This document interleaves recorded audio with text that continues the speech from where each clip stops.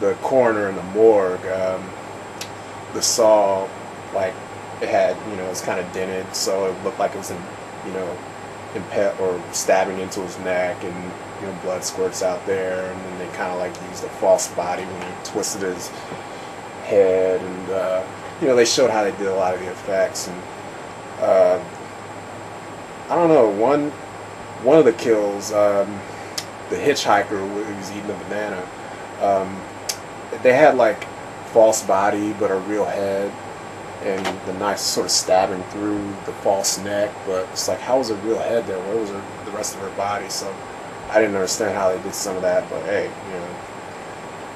it makes a good illusion. And then Jason's Unlucky Day, 25 years after Friday the 13th. It's just a making of with, you know, interviews from the cast and crew, and you can see the lost ending. That's like an ending they shot but they didn't use. It's basically a morning after, where after they kill Jason, camera sort of goes into the house, and then Trish and Tommy, they're sleeping on the couch, and then the police arrive outside. You know, you see Trish looking outside, yelling for the police to come near, but she, you know, they don't show the cops coming up, and she's like, "Hey, over here," and then, you know, she tells Tommy to go out and get him, so they come over there, and then she hears this dripping coming from upstairs, and then she walks up there. It turns out to be a dream sequence, kind of like the ending of the first one, where she ends up in the bathroom and finds the mom in the bathtub dead. So kind of like, you know, I don't know what's cut, or maybe her throat, or I'm not sure how he killed her, but she's in the bathtub with a bunch of blood, and then Jason appears behind her. It's about to slash at her, and then that's the end. So it's kind of, she wakes up, and it's kind of like, you know, Adrian King's dream sequence in the first one. But it had no sound, so Joe Zito and the actress who played Trish, they were talking over and telling about it. And then Crystal Lake Massacres Revisited Part 1. I really like this one. It's like a mockumentary, acting as if like all the events were real, and then it's got like little interviews with the friends and family of the characters who got the victims who got killed and stuff like that, and you know, people talking about like Jason's past, you know, Jason's history, or Mrs. Voorhees, you know, when she had Jason. It's like a mockumentary, like the whole thing was real, and it's really funny, really entertaining. You know, I'd say this feature, this mockumentary alone, you know, makes it, you know, it's worth the buy. And then Jimmy's Dead Fuck Dance Moves. It doesn't say Dead Fuck here, but the DVD says that.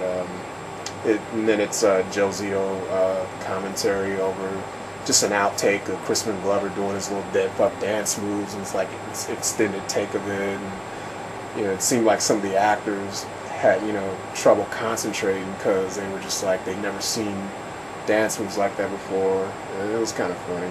And then there's a theatrical trailer, so it's pretty good special features. I like both the commentaries, you know, really informative. And last but not least, Friday the 13th, Part 5, In the Beginning, Deluxe Edition. It's got commentary by director and co-screenwriter Danny Steinman, with cast and crew, and it's pretty good commentary. It's informative. There's a lot of banter and, you know, kidding around back and forth, so I couldn't really tell whether, you know, like some of the stuff, you know, they're joking, sometimes they're joking around, and it's like I kind of believe it. I didn't, you know, it's, I don't know, that's just me, I'm gullible, but other than that, it's pretty good commentary. I think it's like Danny Steinman, Shavar Ross, and the guy who played Tommy as a, you know, the grown-up Tommy. And then there's Lost Tales from Camp Blood Part 5. I didn't watch that. Then the Crystal Lake Massacres Revisited Part 2. It's a continuation of the mockumentary from Part 4. Just as good. And then there's New Beginnings, making of Part 5, New Beginning, and it's your basic making of featurette. It's about 10 minutes, not that long. And then original theatrical trailer, and that's it. But it's got, both the 4 and 5. It's got good picture, good picture and sound quality. And I didn't get Part 6, Jason Lives, because I couldn't find it. I found these at Best Buy, and these were the only 2 they had. And I'll get Part 6 later. I mean, personally, I don't really care for the movie itself that much, but it's good to collect all the deluxe editions.